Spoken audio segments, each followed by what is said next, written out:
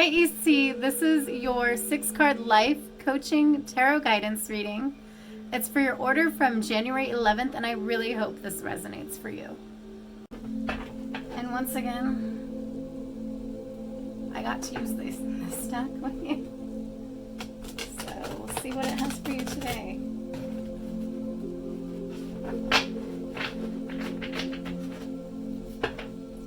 And yeah,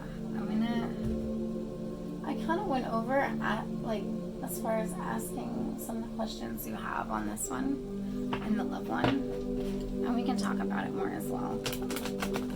But yeah, I kind of have a feeling how I'm gonna go with this. This time I'm not gonna do a spread, I don't believe. Yeah, I'm not gonna do a spread this time. Which is crazy because with this deck it's like super up in the air. So I hope you're having a great day. Sorry, I've been kind of energetically all over the place. Literally.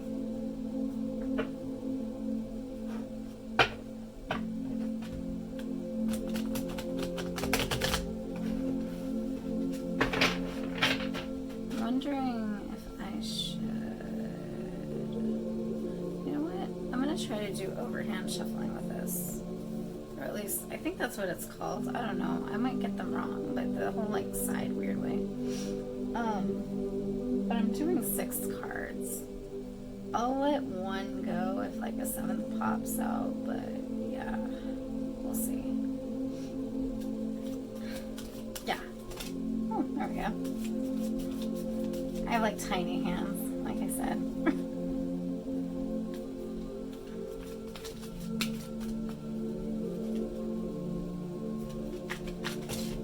Oh, okay. Is that 6? I wonder, or is it 7? No, is it more? Wait, hold on. 1, 2, 3. Can't even see. I'm trying to make sure. Oh, that is a more.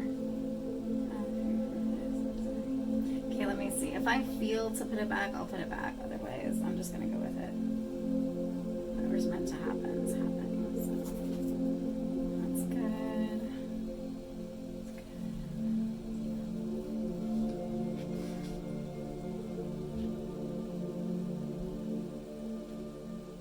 Oh, I think you got an extra card. Like, yeah, freebie. Okay. I'm also gonna do this a little different than I usually do. I am going to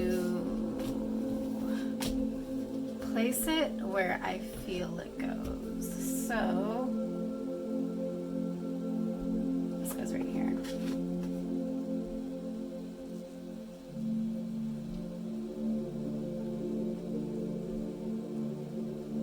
Right here.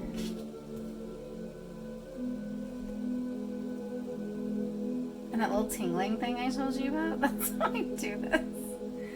Like, where I can feel the tingling is, that's where it goes.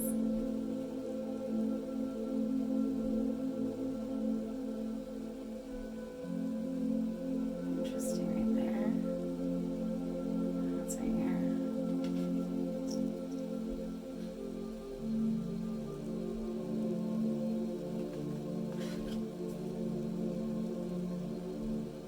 And once again, oh, I didn't tell you yesterday, by the way.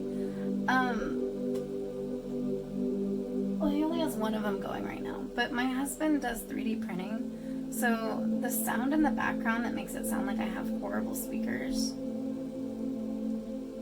is really the 3D printing in the background. I was getting distracted because I was telling you that.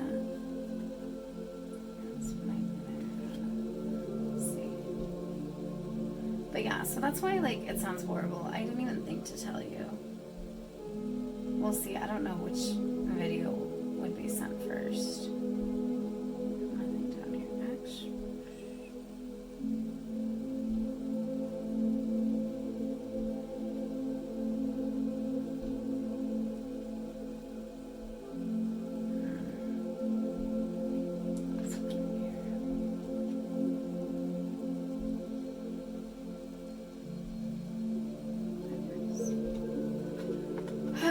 Let's see.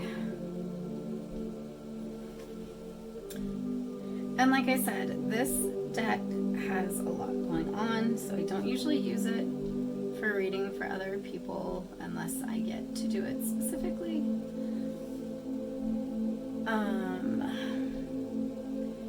And also, you probably can see these cards better than I can because light causes there to be a glare for me, so I'm in the dark. So yeah, let me look at this first.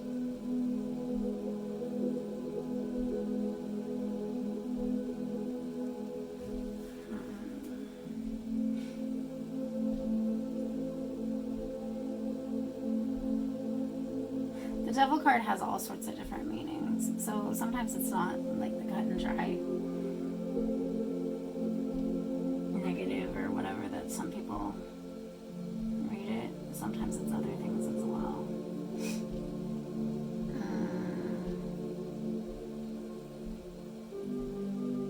You know, it's funny, there's a fish right there and there's a fish there, but like when I looked at this card, again, I'm in the dark. When I looked at this card, it looks like part of his cup is like see-through and there's pomegranate seeds inside of it.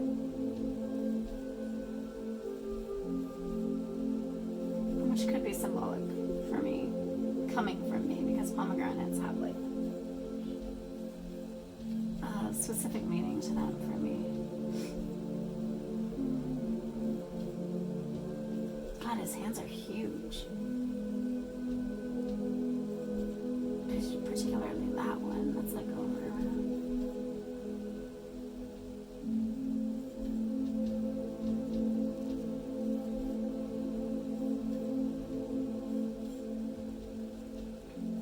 And that's interesting. The Eight of Swords card from yesterday had the eye above, and this has like what looks like lips above, but it's so similar. Reminds me of the eye.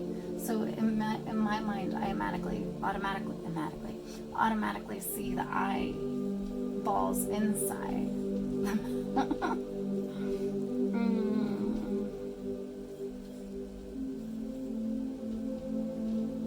So Two of Swords in general is about decisions, making decisions, but also being stuck in your head as far as kind of not gnawing on, but you know, kind of, I guess, gnawing on two different decisions. What's funny is this is like at the edge, and I feel like that's kind of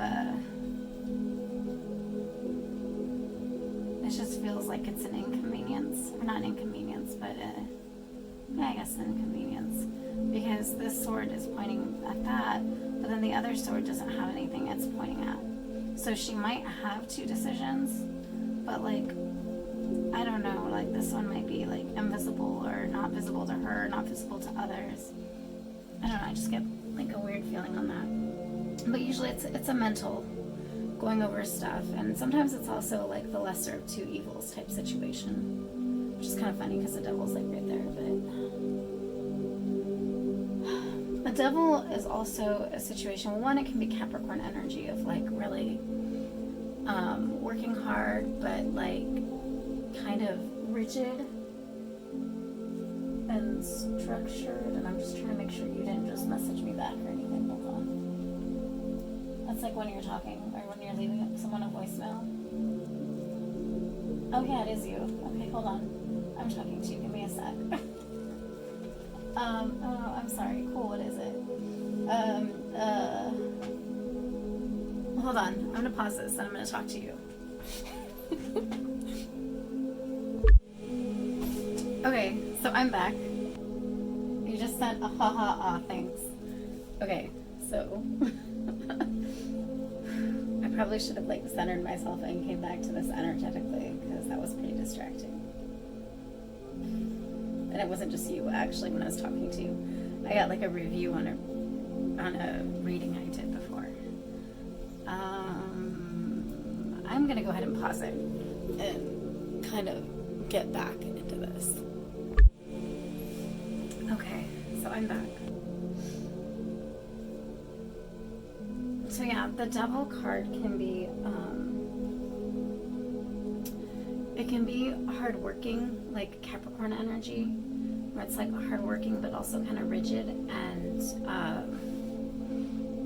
really structured and kind of goal-oriented, but not like fiery goal-oriented, but rather just like goal-oriented and stiff and rigid.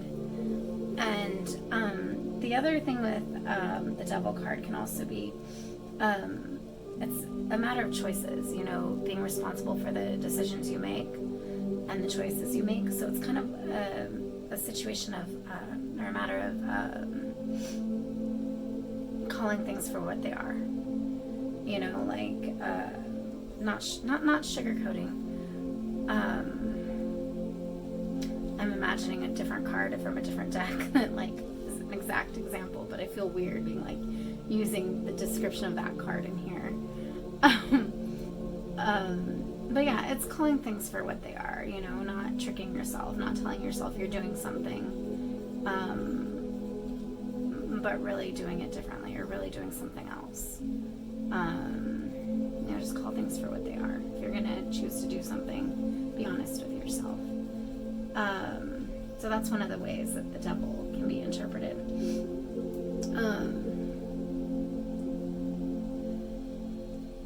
It's funny, it's like if she's choosing the Devil card and she's like blindfolded, which I know the Two of Swords card is generally blindfolded, that's normal, but, and there's also the element of like, there's like a heart in there, and then there's like a time, like a, oh wow, that's a Taurus bull again. That's crazy, I just saw that. You see it? Like there's the ears and like, I never even noticed that. But there's also, this deck is so cool. There's also the hourglass right there. So it's also an element of like needing to choose quickly and feeling like you need to choose quickly. And also being blindfolded, it's like, well, whereas like the other reading you had, it was the World card, and she had the wands. It was like, I choose you. And this one, it's like she doesn't have that power.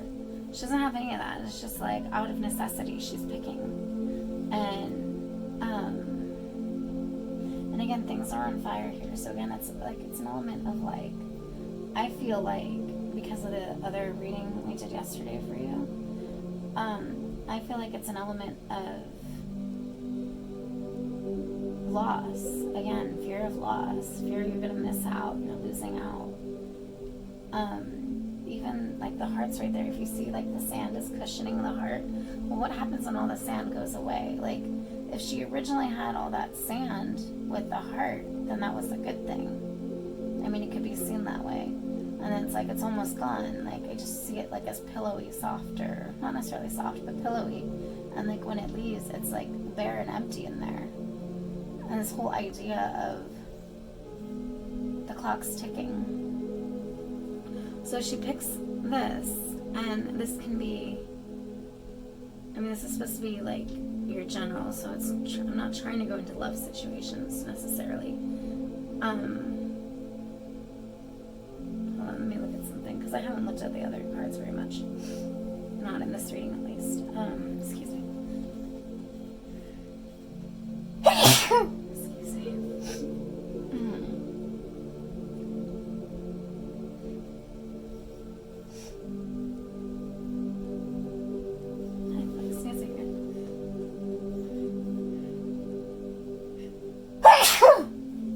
You know what's funny is yesterday I started sneezing when we were at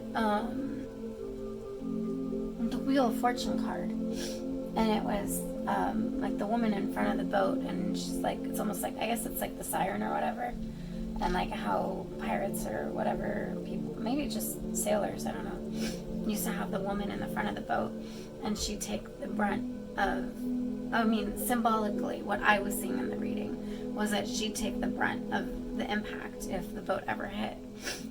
And I'm like getting all sneezy with this card, and I was like the same time with that card. And it's like, it's almost like I feel like she's kind of like her. like she feels, again, she's trapped. Like the woman in that boat, she was, I think, naked, I don't know, topless, whatever, but regardless, vulnerable, with a blindfold on, and she was tied up in the front of the boat, and there was all this stuff on fire around her. And this idea that like it's all lost to her because all she gets is the front of the impact, and she doesn't even see it coming. So I feel like in a way like this is kind of parallel to that card, as the idea of that element, or not element, but that mentality of, I'm trying to see this. I'm trying to see if this is a person or this is an energy, or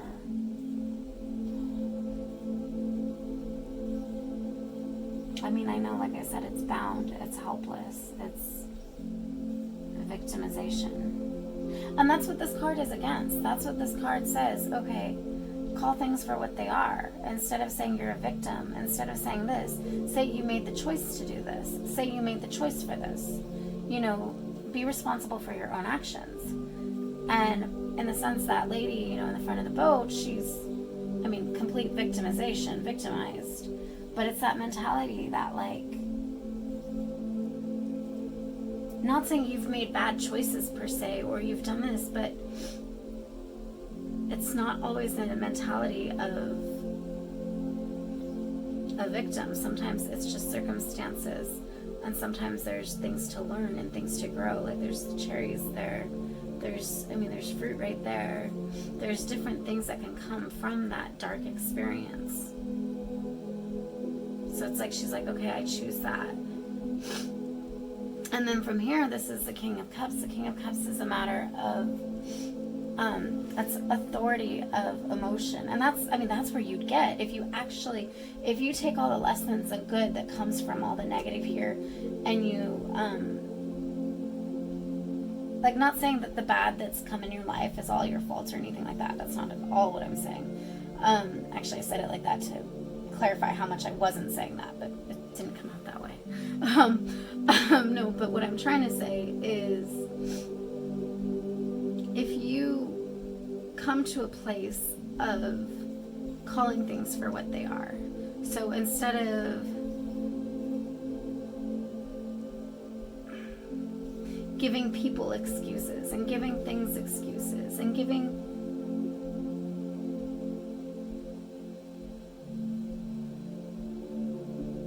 yourself excuses because you're seeking perfection and you're not there yet. And I'm not saying that's always what you do. Maybe there's certain situations that you do that in, I don't know. But when you come to a place of seeing things for what they are and being honest with yourself, whether it feels good or not, then you come to this place of authority in the emotional.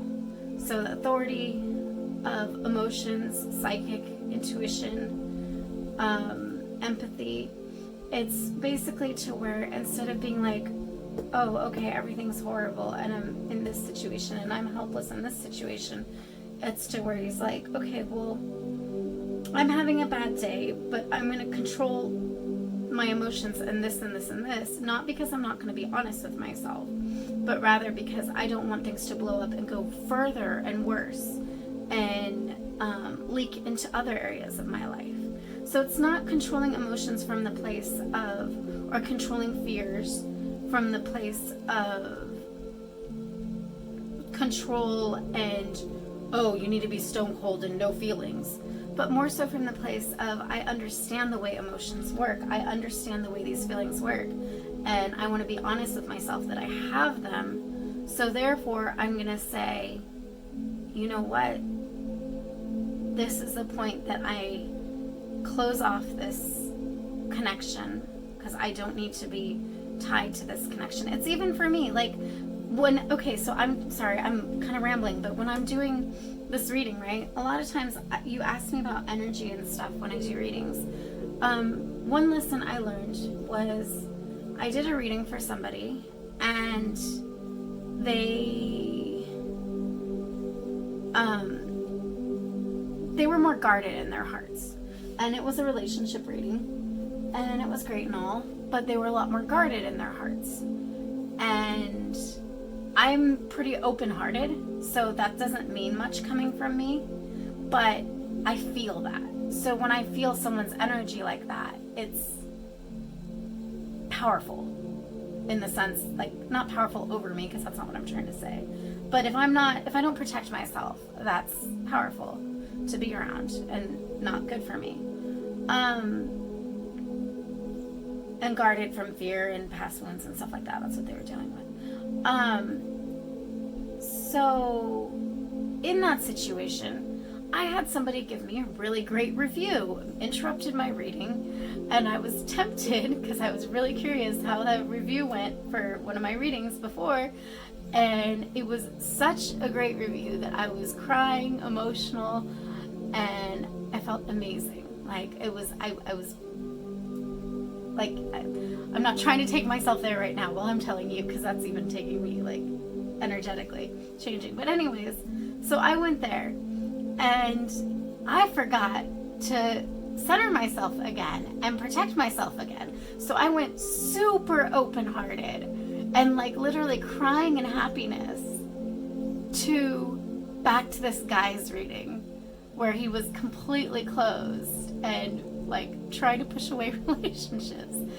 And then from that evening, let's see what happened. I had my chest hurting the rest of the night. I was, like, exhausted after that reading. And then from, like, the next 3 days, out of nowhere, my leg was, like, throbbing pain. And it was all because I didn't protect my energies. So I understand it's important where he stands is important, and understanding and helping him in his reading is important, and being able to openly receive the feedback I got is important. But sometimes when you put two situations together, they can flow into each other. And if they're not meant to, well, I'm not going to say you get this, because I don't know what you get. But basically you get brown, because, you know, all the colors muddled together. I'm an artist. Like, red and green mixed together makes, like, brown. Like, there's certain colors you don't mix together because it'll just go muddy. And, sorry, I use analogies a lot.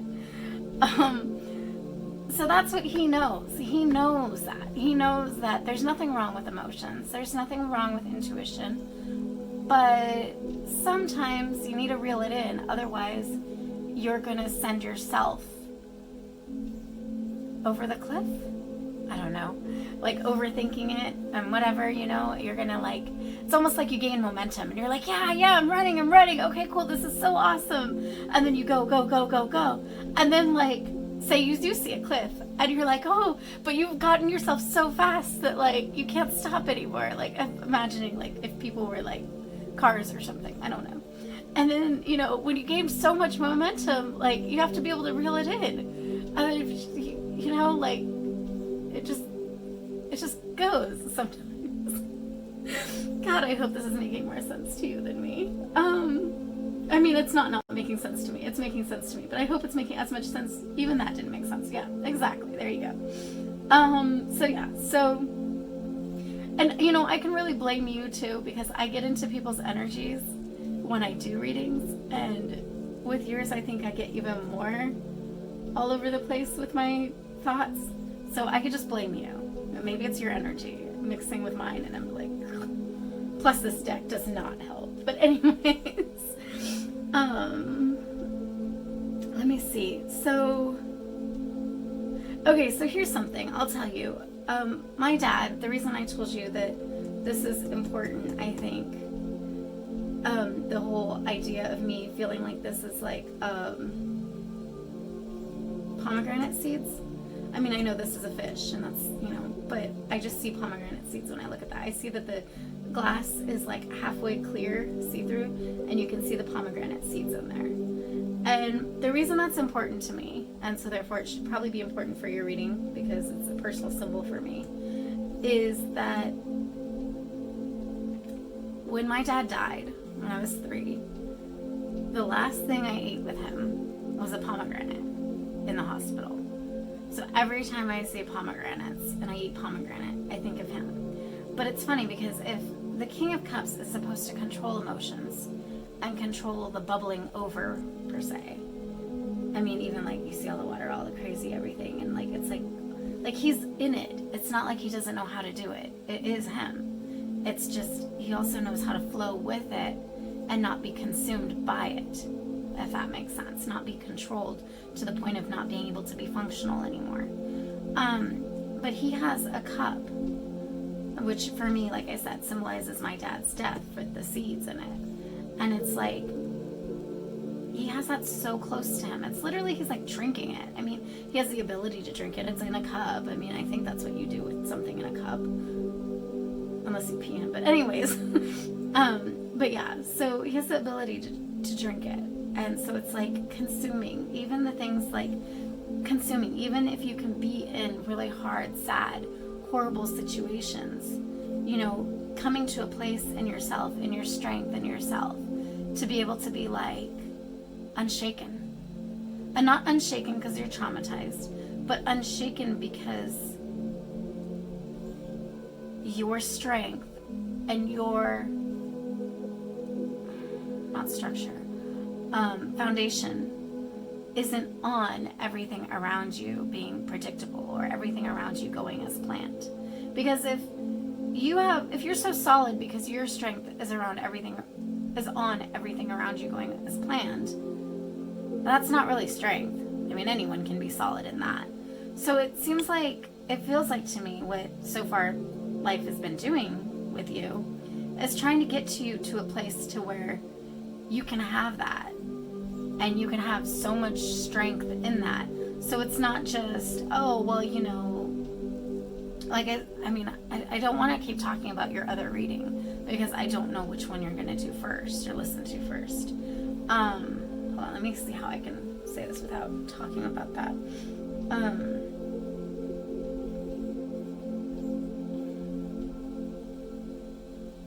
I don't know. I'm like forgetting what I was going to say anyways. Let me see. Is there anything else I say? And look, there's like the fire bones again. I mean, this is Bonefire Tarot.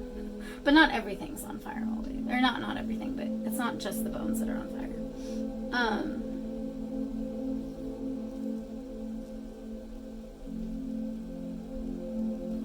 I also imagine like the fish, like when I see it as a fish, is like sucking on his thumb and it's almost like a baby. So it's like this like nurturing thing and like working with and like consuming, like not consuming because you're choosing to consume sadness or bad things, but consuming because when it's needed and then not even being affected by it because you have the power over the seas.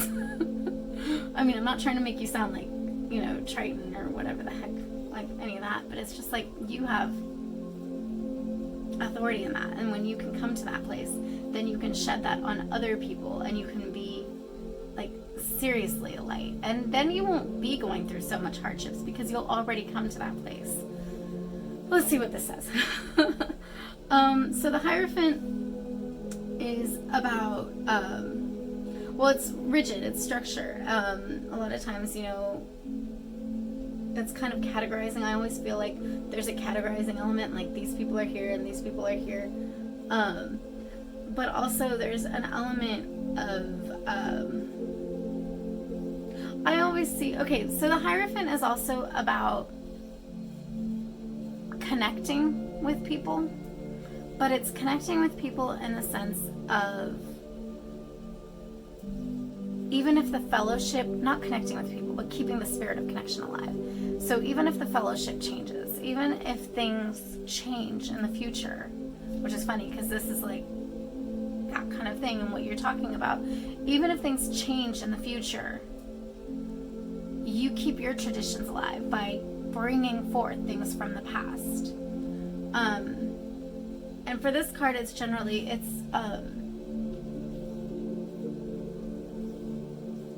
it's forming the fellowship. It's kind of like, it's not the life of the party, like that's not the same feeling, but it's kind of like the element of just because something's not there doesn't mean you can't be the one to bring it. So it's like, it's bringing this connection. And again, that's the thing with this. It's like, if you come to a place where you have such strength in that, to where you can be strong emotionally and have authority over your emotions and freaking out or not freaking out about when seriously bad stuff happen. Like, not even you're overreacting. No, like actual bad stuff happen. Or you know, when you come to a place that you can actually stay calm and know that everything's gonna work out, then you can also come to a place where you can bring that forward and be like, okay, well, this place might not look like that. It might look unfamiliar to me, but guess what? This is a stability I've learned. So I'm going to bring this here. I'm going to share this with you guys, and you guys are going to learn this, and everything's going to be better for everybody, because we're not in this state of fear just because nobody knows what's going on. I hope that makes sense. Like, I know the Hierophant is that card, but it's usually in a different sense. But with this and how everything's traveling, I feel like that's kind of what it's saying, where it's like, you're called, you're supposed to do that. It's like, it's not so much like, oh, well, you know, why am I cursed that this is happening and that's happening? But rather, okay, what can I do with this? Where am I going to take this? And awesome, this means I'm going to be stronger in this area now. Okay, this means I'm going to be stronger in this area, in that area. This, that, yeah. Nine of Cups is a concept, it's solitude, but it's solitude in the understanding that you don't have to be in a relationship, or you don't have to be in a connection with somebody else to be at peace in yourself. So again, I haven't really studied this specific card in this deck. But generally, it's like, okay, I got everything. Everything's good. And, like, I'm finally good. Like, I can just do my own thing.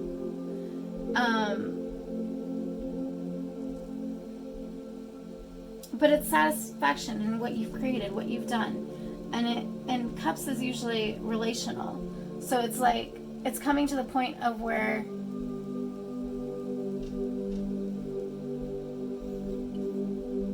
your energy is so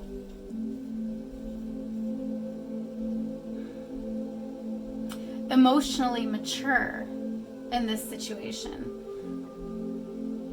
that, and by emotionally mature, I mean, like, you understand yourself and you understand your value, and you understand that it's also okay to not be perfect.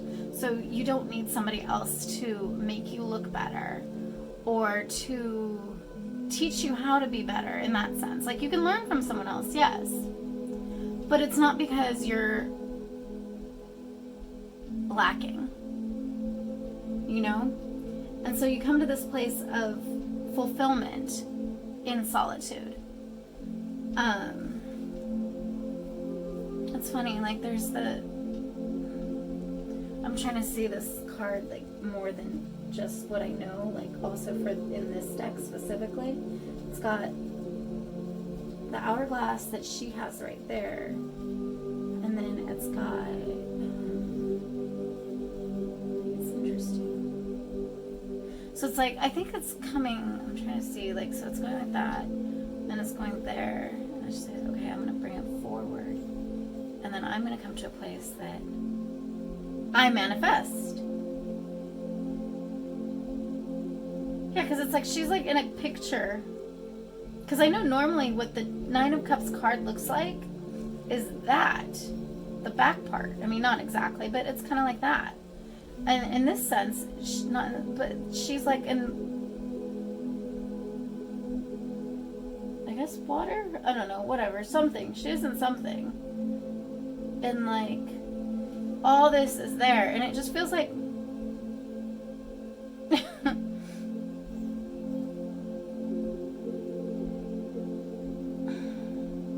I mean, it can be seen like an altar, right, to the Nine of Cups, But what I see it as, and I know, I'm sure this isn't what she meant it as, but this is what I feel, so this is what I'm getting with your reading, is it's almost like a picture, and like the idea of like all this stuff coming out of the picture and becoming real, or like the picture and the idea being so powerful, like what you learn here, or what you learn and come to be able to be like this here and come do this here, is so powerful that like even in the middle of, I don't know, nothing, vapor, water, I don't know, whatever, it can all be created. Like everything can be created, everything can be manifested. And that's what the thing is like if you get here and then you're doing this, like at this point you're just kind of manifesting. You're saying, screw it, yeah, I brought what I knew before, but now I don't even need what I know before, because I'm just going to create it. It's all going to happen because I have so much faith that the universe is for me and not against me. That I may have felt cursed, but that was just because of how much I was destined to do or be a part of.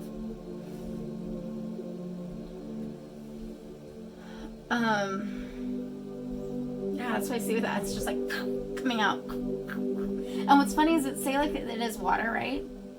And it's like water, and like this is the picture or whatever. Imagine if this is like kind of like a rocket ship, you know? Like the rocket ship has like the fires or cylinders or whatever. I don't know. I'm very non-technical of a person. Firing everything out and creating the inertia? I don't know, sorry. But creating whatever it is, you know, to propel itself forward. And it's like, I feel like this is kind of doing that. It's like, boom, boom, boom, kick it out, kick this out. Not because they're bad, it's just because like that propels it further. So it's like the more you manifest, you go further and further and further, and the more you trust in the ability to manifest. But you can't get here without going through all of this. So it's like, but once you're there, you're like, boom, boom, boom, boom, you know? And it's like just going forward.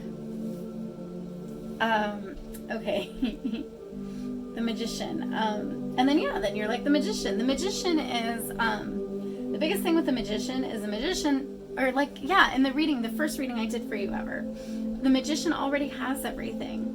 This is like a totally different card. Already has everything. So it's a matter of choosing to use it. And it's like, she's already shot everything out. And it's like, okay, well, now use it. Use it. Now you have everything. Now you know how to create this environment coming out of this. Now you know how to create this environment in pure, not darkness as in bad, but blackness as in nothing, as in void. You know how to create out of nothing. And I mean, I'm showing this, nothing. So it's like, well, yeah, then of course you can do this. Of course, then you just choose, okay, what am I going to do?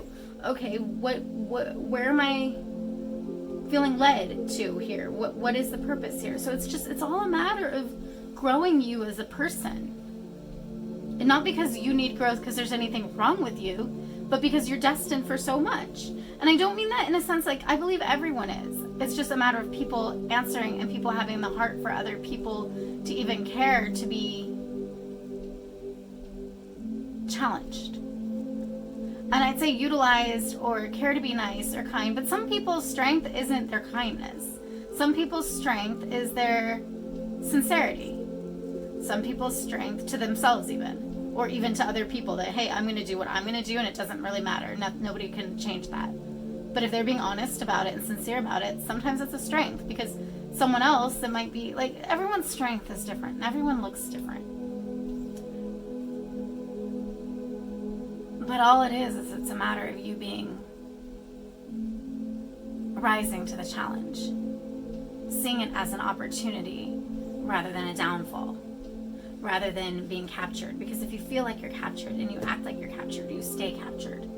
But once you start saying, okay, well, what can I get from this? You know, like, even like journaling. I don't know if you journal. I don't know what if you've ever really, but it's like, start seeing the positive, and not just the positive, being like, okay, what can come from this? How can this work for me? What's the next step for this? Oh, okay, this was really hard. That was super hard. Okay, that must be, you know, well, I have this and this coming up next time, or, you know, a few months from now. Maybe now it's going to be easier because this was so hard. Like, that should be way easier. You know, that kind of like mentality of always expecting, like, I do that, but sometimes it's to a downfall because I start like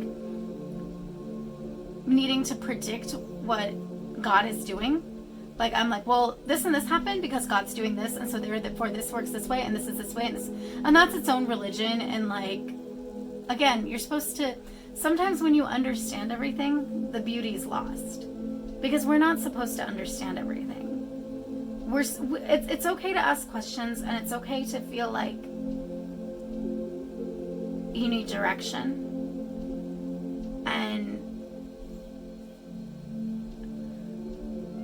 and God will totally give direction, and, you know, the universe will give direction, and there, you know, it's okay for us to feel that way, and there's no judgment in that.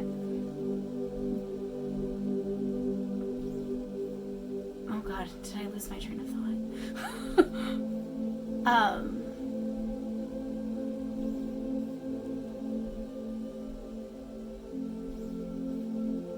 Let me check my camera. Hold on. Okay, it's still going. There's no judgment in that. But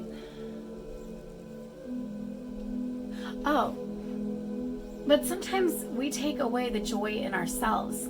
Like, it's like my son, okay? He's like, always has to know exactly what's going on. This is 6, right? He always has to know what's going on. This and this, you know, what's the surprise? When's this coming? What's happening here? What's this going on? What's this?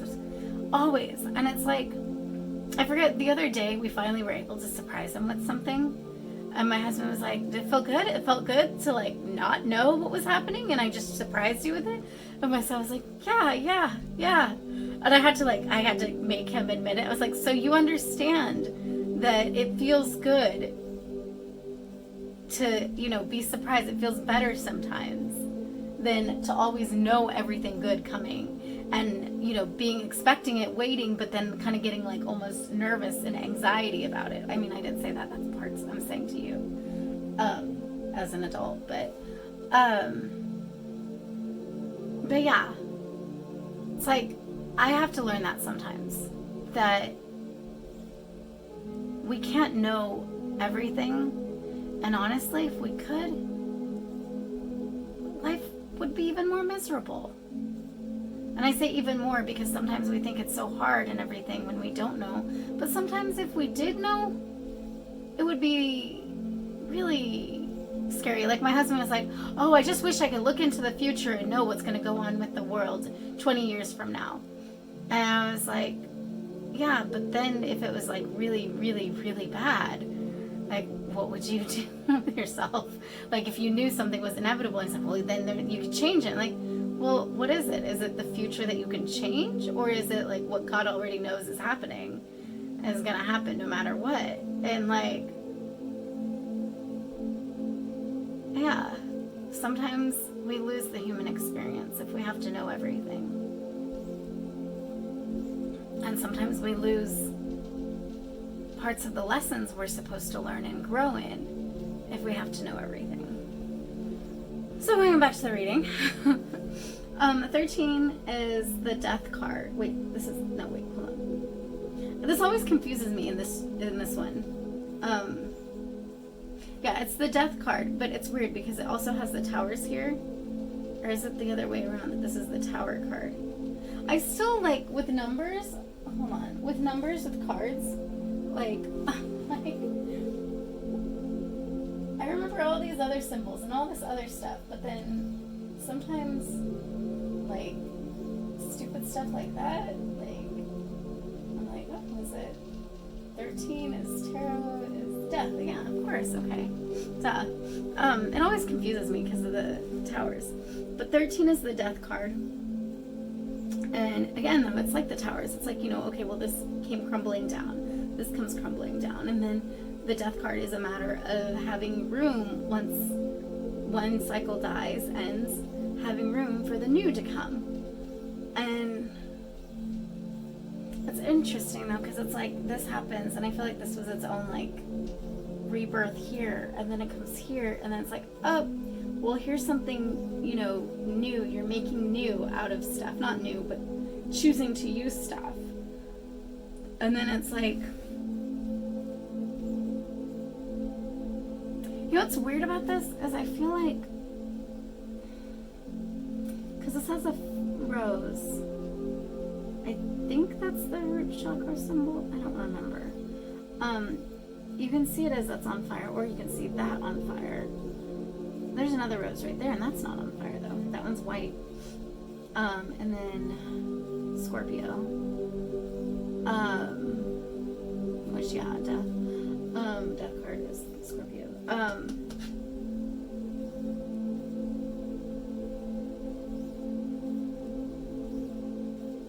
just trying to see if I'm missing something else. Oh, I just saw it's like a raven right there.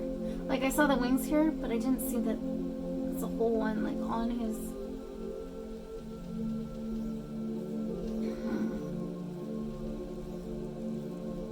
I'm trying to see if I'm missing anything. Because I can see it as like, okay, the power of life and death. Because part of the death card is the power of life, because the renewal, and then the power of death, the end of the cycle. So I can see like, okay, from the magician and from like being able to do that, like you recognize, you realize, you know, the power of life and death, the power to create, the power of manifestation, the power to bring good or bring bad. Because ultimately, once you understand the power of manifestation, and you understand all this stuff, and you understand controlling the emotions and controlling that stuff in the sense of not letting things go ahead of you, then you also come to a place of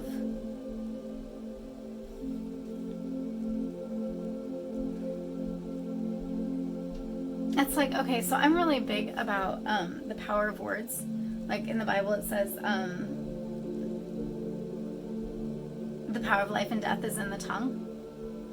And it's really true, because it's like, you know, there's a lot of scientific studies and different stuff on like, even like speech. Like if you say something good, if you speak good over something or somebody, you know, like it's like the energy changes. And so it's an idea of like, you start understanding the power of life and death that even we're given, you know, to bring good, to bring disease, energetically speaking, and to bring light and joy and life and healing. So you start realizing that how much you've been blessed with in that sense. Once you come to that, all that. And then the star card is also, it's another hope thing. It's about, it's having hope and holding on to the promises that you've been told. Like all this honestly looks like, from what you've been telling me, is it like a promise to you? Is like, okay, well, this is what you need to be looking out for. And so it's like, well, holding on for the good things. And I'm sure you've been told other good things. I mean, maybe not. I don't know. I mean, I don't know if like you remember, because sometimes like, I don't know, sometimes people speak a lot into our lives good, and then sometimes like there goes seasons that like nobody says anything other than like just whatever naggy stuff. But anyways, yeah, so the star card is about holding on to good omens and promises and hope, and basically letting that guide you. So when you're in the dark and when you're in hard times, letting that and the joy in that too guide you. Normally the star card in other decks sometimes look like she's like almost dancing. I know she's not, and she isn't even in those decks, but it just, I feel that energy of like letting your peace rest in that. So when everything looks like this, to get out of this and to come to here, it's more so understanding this. And like I said, like thinking, okay, well, what is this for? This can only be made for good. So what is this going to be used for good in my life? And then you start seeing like people that get stuck in negative stuff, like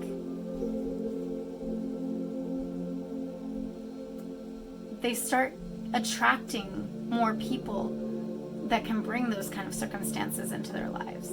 They start attracting this disparaging of others or judging of others. And you just start seeing other patterns to be able to see, okay, you know, the power of life and death.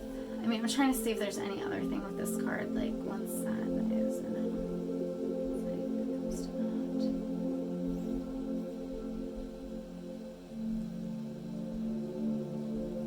that. I mean, the thing of this too is it's like if you have this and you're like manifesting and you're, you know, you have everything and you're just coming to a place that you need to use it, then it's like, this is how you choose to use it.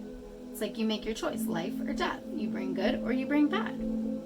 But ultimately, the only way for everything to grow and heal, and even for you to be better, heal, and I don't mean like right now, I mean just in general as a person, the more good and love you see that flows out through you, and love meaning like healed love, like cheerful, not being nice and kind and feeling like you were guilted into it. Not like that, but like actual free, like, okay, cool, this is awesome. I'm helping you and I get to see you grow and this is amazing. The more that happens, the more you know, come in line with your identity in this. It's funny, there's like almost the same positioning, the fish in there and there.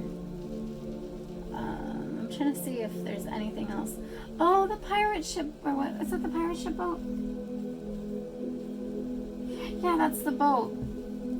It looks similar to the boat that's in your other reading. I mean, not pirate ship. It was a ship. I don't even think that was a pirate ship in the other reading. But it's like he controls all of it. Even those dark times that you'll see in the other reading, sorry. He controls all of it. And by he controls all of it, I mean like, once you get past all that, you can see that you don't have to flounder in the water, in your circumstances, in the waves, in the tide waves, is it? In the front of the boat, feeling like you're put to take the brunt of the impact. Again, like I said, that's in your other reading.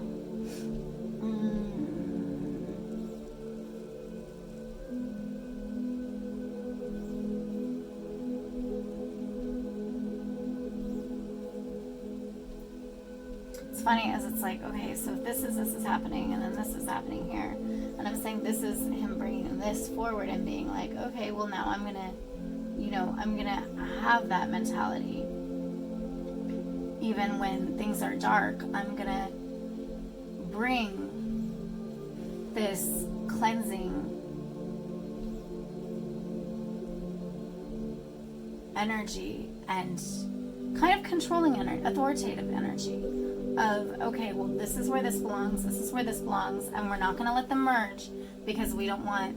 I wrote a poem, like, I think in junior high or something, and it was like, I think it was dumb, but visually it was good as far as like concept, and it was like my tears like going into files and not wanting them to like leak into other files and like that are like labeled by other, like I wanted them only to go to sadness. I didn't want them to go to other files that were labeled with other names, because then joy would have sadness, would have tears, and everything would start to have tears, and everything would be like this big mess.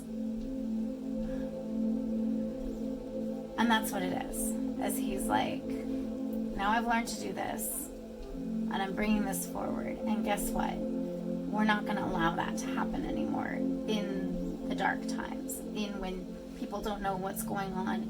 It doesn't matter. We don't need to get riled up and destroy our outcome, destroy all the situation, because we're bringing such fear and scared negative energy that would normally seem like would belong in, like, say if there's like, I don't know, for some stupid reason I imagine that, like, I just, as the story, I see like he's like in a crazy like apocalyptic world, and like, I know that's not what it shows in the card, but that's what I'm feeling. So but yeah, we don't need to perpetuate the fear and the energy and the darkness that we already see on the outside and just grow it. We can actually start organizing and saying, okay, well, this is this and this is this, and we don't have to be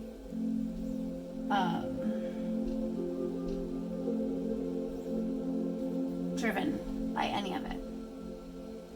We can create our own and manifest our own hope, to where our hope doesn't just, because part of, I'm trying to remember, this card normally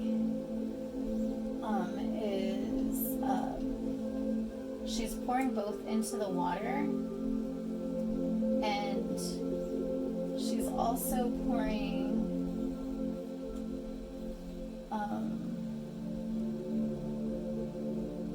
she's pouring into the water, and she's pouring into the ground. So it's like pouring where it belongs normally, and then also pouring, not where it belongs, but pouring also where it might not naturally be. So it's like taking everything, everything good. Well, not this, but you know, what you learned here though, and what you could learn, because you can learn bad there too and then stay there, but what you could learn there, good, and healing you, and then allowing that to go places that it might not naturally be, and letting yourself be used in that as a light, in that, because you are following your own hope and being able to spread it and share and heal the land around you and heal the people around you and help people. And sometimes you might not even heal people because you're trying to heal people. Sometimes just other people seeing how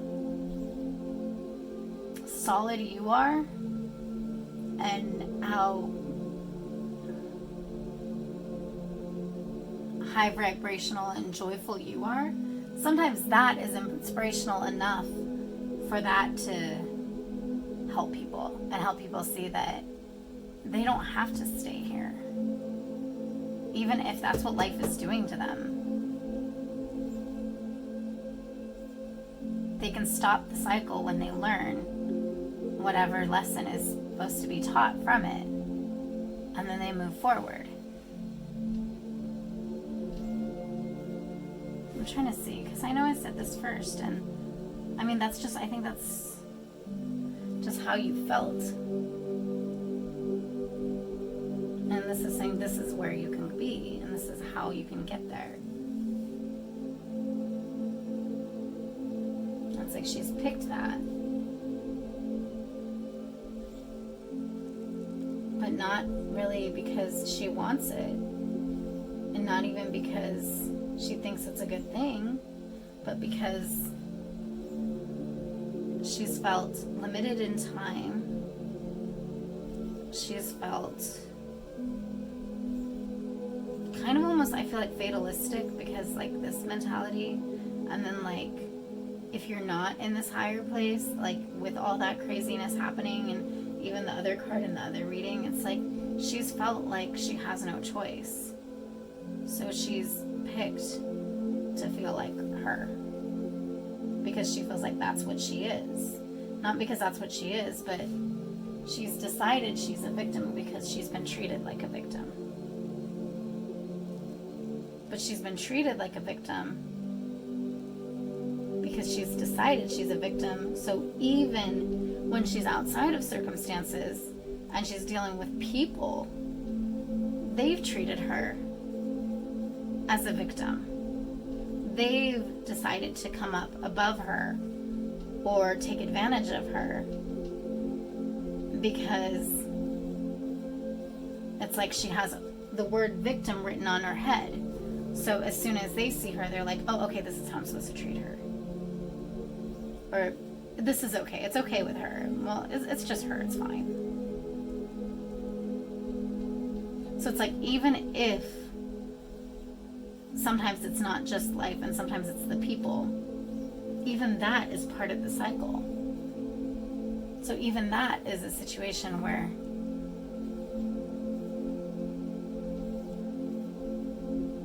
you need to choose yourself. Choose to see yourself even in pain. Not as a victim. Not as a victim of a curse. Not as a victim of bad energy. But as, okay, well, what can I get from this? What am I going to pull out of this so I come out the other side better than I came in? And it's not because you're doing anything wrong, but it's more so, what extra points can you get? Like, what can you get from this? This is going to be awesome. You know, and it's kind of like going into life in that way. And I feel like once you start doing that, you'll be able to come to this point to where it's like, okay, I can handle this. I can command the waters. Literally, I can command the flow. I can choose. I can be amidst something that's like death, and that's like a reminder of death and pain, and be totally fine.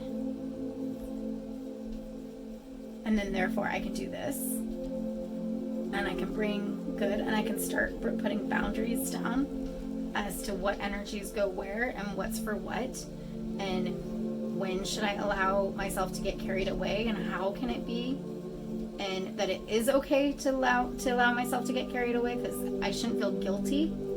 Guilt isn't anything that's for me.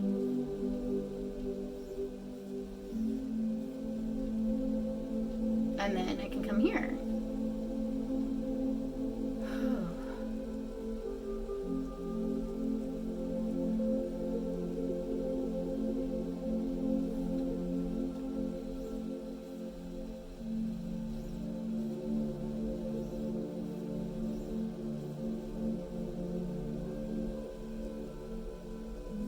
I want to say something.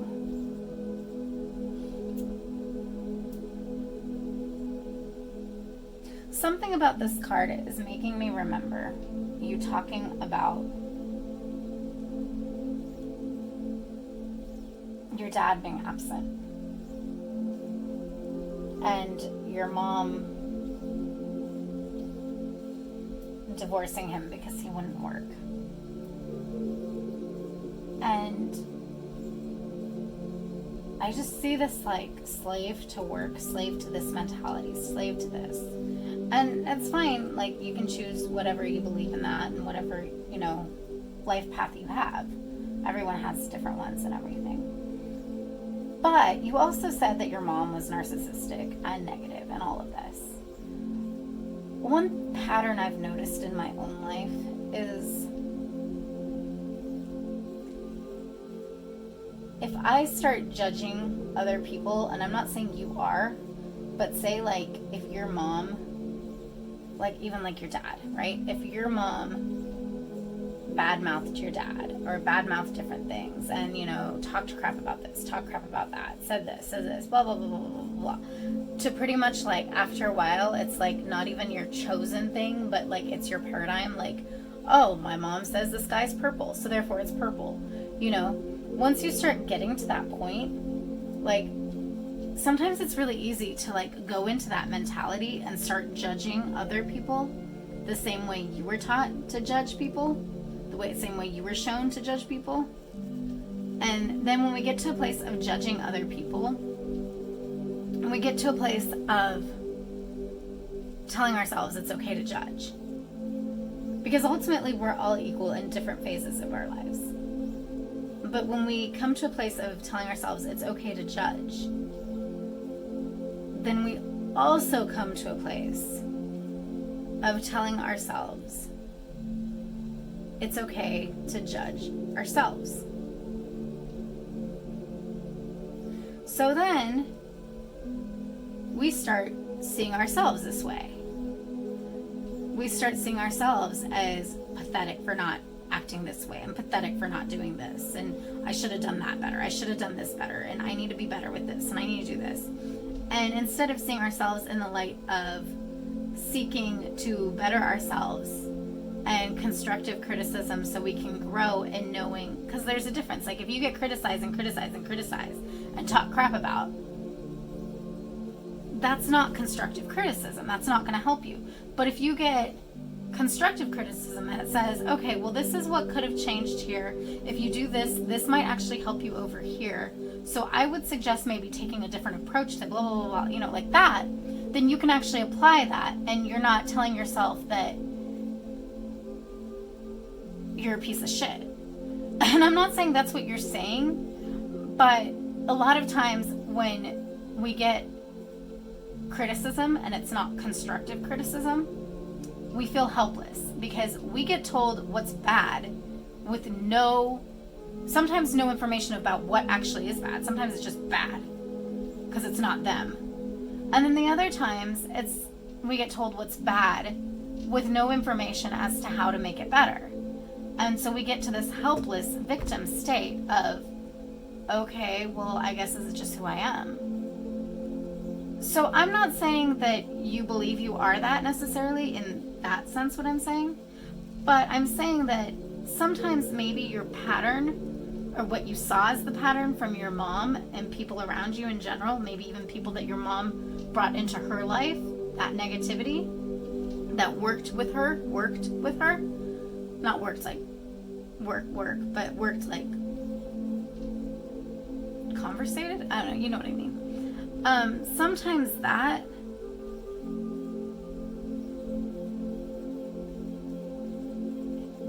can shade or tint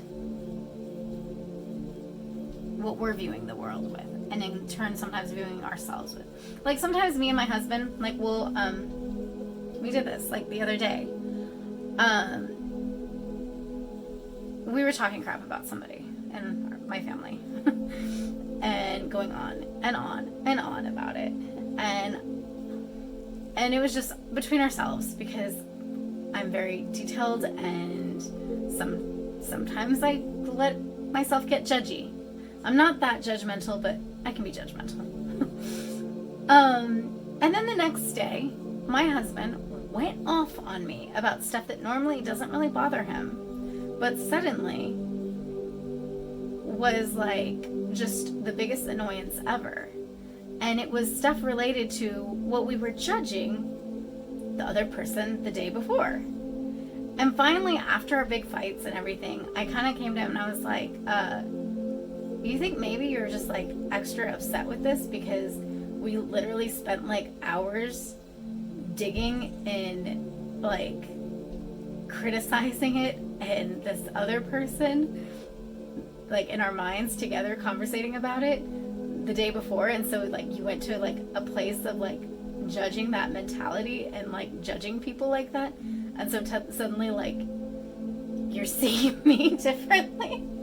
And he kind of agreed. And sometimes that's what happens. Like, you get to a place of judging or being around people that judge so much that either you start doing it to yourself, you feel poisoned around it, and you're just like, I need fresh air.